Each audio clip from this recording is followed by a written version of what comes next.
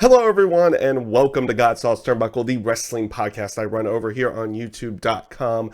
And I wanted to do something again that was not necessarily in podcast form. We are going into that area a little bit further down the line, but I wanted to give you basically another hot take of what I was thinking in the wrestling world. And it was kind of really shown, and it's probably really been more evident recently, but it was definitely a perfect example of how WWE has been, let's say, for years to go along with it. And that is an aspect from in a singular episode. And Friday Night Smackdown was a perfect example of this. In a singular episode, they can go from being really bad to really good in one episode.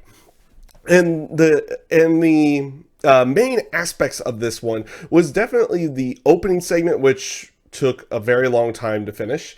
And then there is the ending segment, which was the Daniel Bryan, Miz, Bray Wyatt segment to go along with it. And of course, the beginning segment, which was King Corbin, Dolph Ziggler, Robert, Bobby, whatever rude he is at this point in time. He's mustache, he's full beard, he's mustache, now he's back to full beard again. And Baron Corbin and Roman Reigns. And like I said, it's just a perfect example of how bad wrestling can be, at least WWE side, how bad it can be and how good it can be, all put into there. And here's the funny thing, because we continually want to try to have them be consistent in the terms of their storytelling. Both of these storylines are consistent, and this also goes back to the whole Rusev, Lana, Bobby Lashley things. They're at least consistent, and they're trying to tell the story all the way through.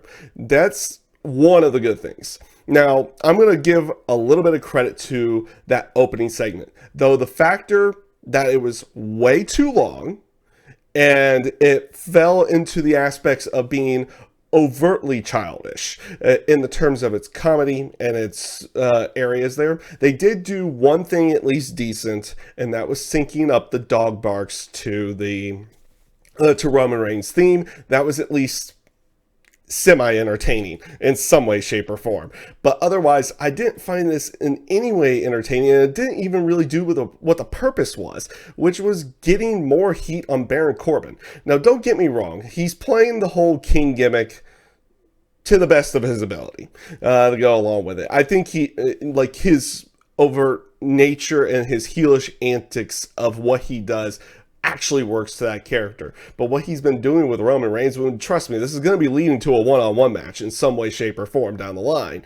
It just, like, is this supposed to put heat on Baron Corbin? And if this is how you're going to be putting heat on Baron Corbin, is that really all you got to go along with it? It's just a great example of them thinking something... I guess, at least in their mind, and probably maybe some other people's mind as well, something overtly funny. And it just comes off really, really poor. And not to mention that they're doing this on Smackdown, which is on Fox, which is the network show, versus on USA, which is the cable show, to go along with it. It's not necessarily mind-blowing or mind-boggling on that one, but it's like, you think about it, this feels more of a Monday Night Raw thing than SmackDown, which is on the network show, to go along with it. That's just how I feel on that particulars. And again, that's kind of an opinion on that one. But just looking at the segments in general, again, back to Roman and Baron Corbin, and of course Rude and Ziggler were part of this as well, which led to the tag match with Chad Gable and Mustafa Ali. And I'm not gonna say what they're having Chad Gable's name be. I just don't necessarily like where they're going with that. But you know what? They followed through with it to its own degree, though we haven't had any other type of promos from Chad Gable afterwards. But back to the normal subject on that particular one. It's just, you bring out a person in a giant dog outfit And nothing really happens. We didn't get any type of payoff. I imagine there's going to be some payoff somewhere down the line. At least that's, in the terms of storytelling, you would imagine there's going to be some kind of payoff. But in this case, usually something like this, bringing some kind of mascot or animal or somebody dressed up in a mascot outfit or something like that, usually it's a 1 week payoff. It's not a continuous thing, but we end up not getting that here in that one. And like I said, this is also where they bring in Roman Reigns' music and they do the dog barks to it, in tune to it, so fair enough, mildly amusing. But they continue off of the entire like dog excrement and everything that they had done from the week before, and it just came off so badly. It came off pretty bad last week, but it came off, at least in my mind, even worse this week. Like I said, I laughed a little bit to that music bit, but that was about all. Otherwise, I didn't really feel any aspect of wanting to boo Baron Corbin in this one. It's just kind of like, what are they doing? Or what is this guy doing? Why am I caring that he's doing this? And why is Roman Reigns just not stopping this? Which, let's not get it wrong. At least it wasn't like Roman Reigns was going to come out there and start cracking jokes, because he didn't. He came out during the tag match and was actually doing something with that side of it. So at least we didn't get a back and forth of just joke telling to go along with it on that particular one. Like I said, it could have probably come off far worse if they just did something like that on that side of everything. And it's just one of those things like, what is this supposed to do in that area? And yes, it's going to lead to a one-on-one match, more than likely a TLC or something something on that side. And since they're playing this whole thing of Roman Reigns called the big dog, and they're making, and Baron Corbin's making fun of all that aspect and everything to go along with it. The rumor and innuendo, we'll leave it at rumor and innuendo until they actually announce it in some way, shape, or form, is that match is going to be a dog collar match to go along with it, and that's what it's going to end up leading to. And if you've seen strap matches, you kind of get where they're going with that, but the difference between that and the dog collar one is that the dog, like, they put the straps and everything like a dog collar around the neck, so they're going to be tied by the neck, and that's a little bit weird if that's the case of where they're going with on that one. But again, like, just what was the actual purpose of this? Is it to set up that match? Because in the end, that's, I guess, fine. At least you're going to have the match, and you're going to continue on with the storyline. But how much do you really care about Baron Corbin, what he is doing, and in his antagonizing of Roman Reigns? And in my case, right at this point in time, it's pretty much non-existent on that one. And I feel like Baron Corbin's actually a good heel, but in this case, it's not really building any heat towards him. And I don't have that urge to just see Roman come out there and give Baron Corbin his just desserts or anything to go along with that. And it's just it's one of those things that kind of like I'm trying not to scream into the microphone. I'm trying not to scream into the microphone at this point in time. So let's get away from that and go into what I felt was, again, the aspect of Smackdown that ended up being really good. And it's the mind-blowing thing that WWE, at their beginning of the show, the point that you're supposed to be pulling them in and attracting people to come in, and of course, you want to have a very good finish as well, but they're really bad in that area. But then they have this really, really good segment with Miz TV, with Daniel Bryan, and the Fiend, or Bray Wyatt in this one. They didn't really have the Fiend out there in any way, shape, or form.